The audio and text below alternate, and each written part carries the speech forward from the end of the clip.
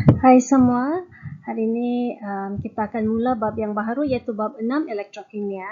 Jadi kita akan lihat standard kandungan yang pertama 6.1 sel elektrolitik. So untuk video kali ini kita punya objektif utama adalah memahami elektrolisis. Jadi untuk kamu faham apa itu elektrolisis, pertama sekali kamu kena tahu apa yang dimaksudkan dengan elektrokimia, apa itu sel elektrolitik, dan juga proses elektrolisis itu sendiri, bagaimana dia berlaku. Okay. Jadi pertama sekali kita lihat maksud elektrokimia. Jadi elektrokimia ini dia merupakan kajian dalam bidang kimia tentang hubung kait antara fenomena elektrik dengan kimia. Okay, di mana kita boleh nampak dalam dua jenis sel elektrokimia. Okey, jadi kita ada dua jenis sel elektrokimia. Yang pertama adalah sel elektrolitik itu sendiri. Jadi dalam sel elektrolitik ini, arus elektrik itu akan mengalir. Dia akan mengalir melalui suatu elektrolit untuk menghasilkan tindak balas kimia. Dan semasa proses ini berlaku, tenaga elektrik tersebut akan ditukar menjadi tenaga kimia. Dan proses ini kita panggil sebagai proses elektrolisis. Okey, ini yang kita akan lihat hari inilah. Satu lagi sel elektrokimia adalah sel kimia, juga dikenali sebagai sel Voltan atau sel Galvani. Okey, di mana dalam sel kimia ini perubahan kimia yang berlaku dalam sel dia akan menghasilkan arus elektrik. Jadi tenaga kimia sekarang menjadi tenaga elektrik. So dia opposite lah kan? Kalau elektrolitik tadi tenaga elektrik menjadi tenaga kimia. Kalau dalam sel kimia pula, tenaga kimia itu akan berubah menjadi tenaga elektrik, perubahan tenaganya itu. Okay, so untuk video kali ini kita akan melihat sel elektrolitik sahaja. This one on ya, sel elektrolitik. Okay, jadi pertama sekali kita lihat elektrolisis. Jadi proses elektrolisis, yang ini kamu sudah pernah belajar ni actually dalam tingkatan 2. Okay, di mana elektrolisis ini dia berlaku di dalam sel elektrolitik. Okay, di mana proses elektrolisis ini dia merupakan satu proses penguraian sesuatu sebatian dalam keadaan leburan ataupun dalam keadaan aqueous kepada unsur juzuknya. Artinya dia terurai dengan kehadiran arus elektrik. Jadi dalam sel elektrolitik ini ada 3 bahagian yang wajib ada. Okay, dia mesti ada dalam sel elektrolitik. Iaitu yang pertama sekali sumber elektrik. Sebab untuk perubahan kimia itu berlaku, okay, untuk tindak balas kimia itu berlaku, dia mesti ada sumber elektrik lah, arus elektrik yang menyebabkan tindak balas itu berlaku. Okay, dan dalam sel elektrolitik, sumber elektrik yang biasa kita gunakan adalah bateri. Okay, bateri, dan ini adalah sumber simbol untuk bateri. Okay, nah, ini kalau kita guna lebih daripada satu bateri lah, di mana garisan yang lebih panjang ini mewakili terminal positif bateri, manakala garisan yang lebih pendek ini mewakili terminal negatif. Okey, kemudian kita akan ada elektrod. Jadi elektrod ini, okey, elektrod ini dia merupakan satu bahan yang boleh mengkonduksi elektrik. Dia mesti merupakan suatu konduktor elektrik. Okey, jadi dia boleh terdiri daripada logam ataupun bukan logam, contohnya karbon. Yang penting mesti boleh mengkonduksi elektrik. Okey, dan elektrod ini kita akan sambung kepada bateri lah. Satu di terminal positif, satu lagi di terminal negatif. Okay, and then next one kita akan ada electrolyte, di mana electrolyte ini dia merupakan satu bahan yang boleh mengalirkan elektrik juga. Okay, tetapi electrolyte ini mestilah berada dalam keadaan sama ada leburan ataupun dalam keadaan aqueous. Aqueous maksudnya larutan. Okay, dia mesti dalam keadaan ini saja. Tidak boleh dalam keadaan pepejal. Kalau elektrod tadi dalam keadaan pepejal, elektrolit pula dia mesti dalam keadaan begini. Okay, jadi untuk suatu bahan itu dijadikan sebagai elektrolit, dia mesti mempunyai dua ciri inilah. pertama mesti boleh mengkonduksi elektrik, dan kedua itu mestilah sama ada dalam keadaan leburan ataupun dalam keadaan larutan, iaitu kita panggil sebagai aqueous. Apa beza kedua-dua ini?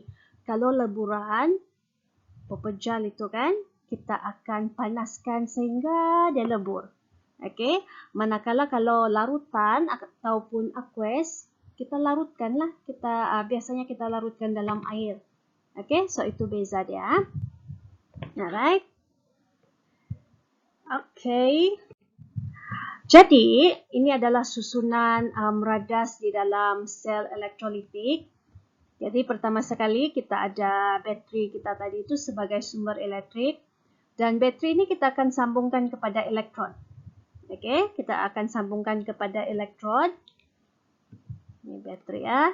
Ini adalah elektrod tadi, satu di terminal negatif, satu di terminal positif. Alright, and then elektrod ini kita akan masukkan ke dalam elektrolit kita. Yang mana elektrolit ini mestilah sama ada dalam keadaan leburan ataupun larutan atau aqueous. Dan kalau kita perhatikan di sini, elektrod ini dia ada dua kan. Jadi dia disambung kepada terminal bateri yang berbeza. Dan elektrod yang disambung ke terminal negatif ini, dia otomatik akan bercas negatif juga. Okey, manakala elektrod yang disambung ke terminal positif akan bercas positif. Jadi sekarang nama dia berbeza. Elektrod yang bercas negatif dipanggil sebagai katod, manakala elektrod yang bercas positif tadi kita panggil sebagai anod.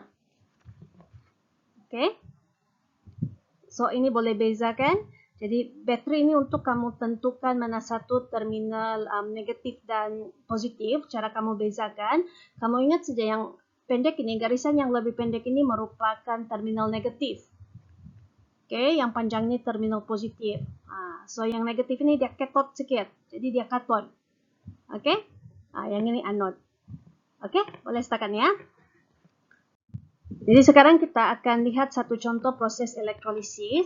Yang ini bagi leburan. Okey, elektrolit dalam keadaan leburan. So leburan maksudnya beginilah, kita akan panaskan sehingga lebur. Jadi yang ini merupakan plumbum 2 bromida. Okey, ini adalah susunan radasnya. Jadi kita ada sumber bateri di sini sebagai bateri sebagai sumber elektrik. Kemudian kita ada elektrod, ini yang leburan tadi. So kita panaskan, kita tidak campur apa-apa, kita panaskan sehingga melebur. Jadi itu adalah leburan plumbum 2 bromida. Kemudian kita ada anod. Kenapa anod? Sebab dia bersambung dengan terminal positif kan sini. Alright. Dan yang bersambung dengan terminal negatif adalah katod. Okey.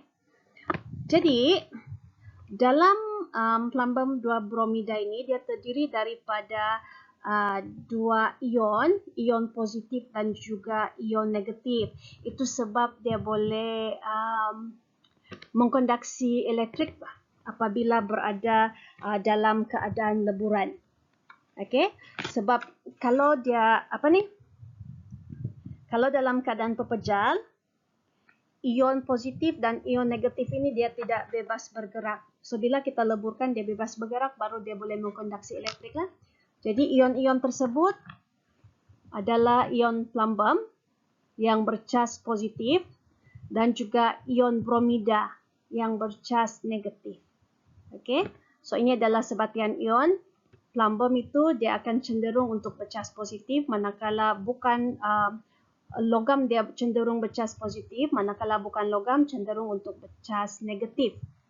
Okey, jadi kedua-dua cas ini berada di dalam sini. Okey. Dan kalau kita ingat kembali dia punya syarat cas ni kan. Cas yang berlawanan saling menarik. Manakala cas yang sama akan saling menolak kan. Jadi maksudnya anod ini dia akan tarik yang bercas negatif. Manakala katod akan tarik yang bercas positif. Macam begini. Kan? Katod bercas negatif kan? So, dia berlawanan cas dengan plumbum. So, plumbum akan ditarik ke arah katod, manakala bromida yang bercas negatif akan ditarik ke arah anod. Okey? Dia begitu. Dan, ion-ion ini untuk ion positif yang ditarik ke arah katod, kita panggil sebagai cation. Okey? Dia gabungan B ini. Katod, ion yang ke arah katod. Okay, so cation. Tapi dia berlawanan cas tau. Katod itu bercas negatif, tapi cation bercas, cikgu pun bingung sudah. Katod bercas negatif, tetapi cation bercas positif. Manakala anod pula, dia merupakan terminal yang bercas positif, tetapi anion ini sendiri bercas negatif. Sebab dia berlawanan. Okay.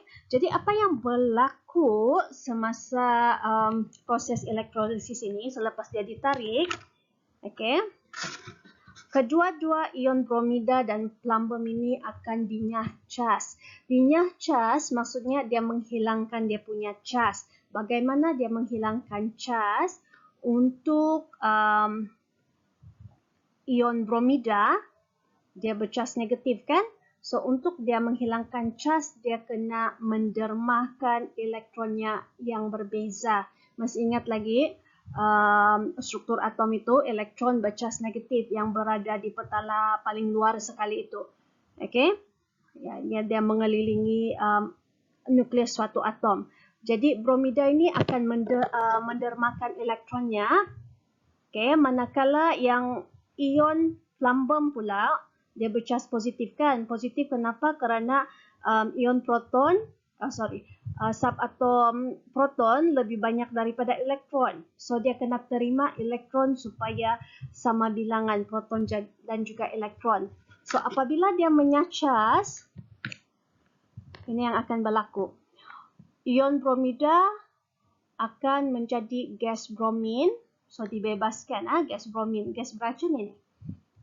Okay. Manakala ion bromida akan dinyacas dan menjadi logam plumbum, di mana logam plumbum ini akan terenap pada katod.